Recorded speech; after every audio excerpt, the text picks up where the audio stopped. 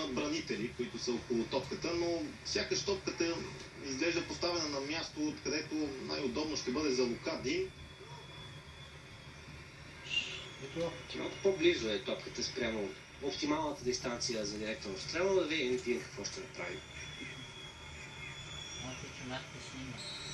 Сигнал на Талявенто. Дин се засилва, удар на Лука Дин, който среща стената. Топката се връща от него, той играе с глава и изкарва в аут.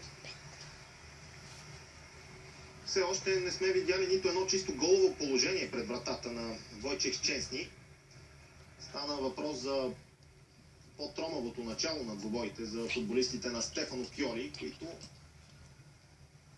и днес явно няма да направят изключение на това правило в тяхната игра. Може би до някъде обещаващо беше това положение, когато от воле нацели топката към древа от дясно, но я прати над вратата. Но като цяло орлите не могат да задържат топката в своето притежание малко по-дълго време. Да не говорим пък в противниковата половина. В началото на срещата ви загаднах, че феновете от разгрупировките на Рома и Лацио бойкотират.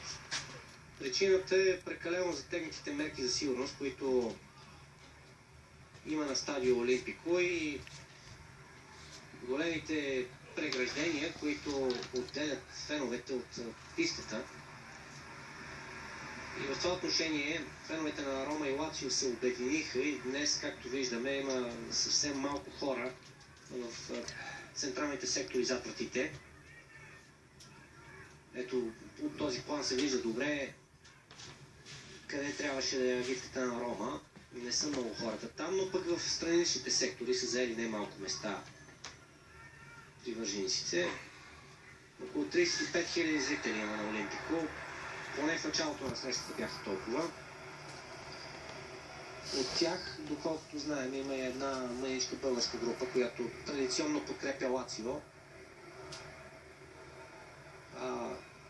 Сред чуждестранните фенове, подкрепящи Лацио, има и фенове на Уест Хем, на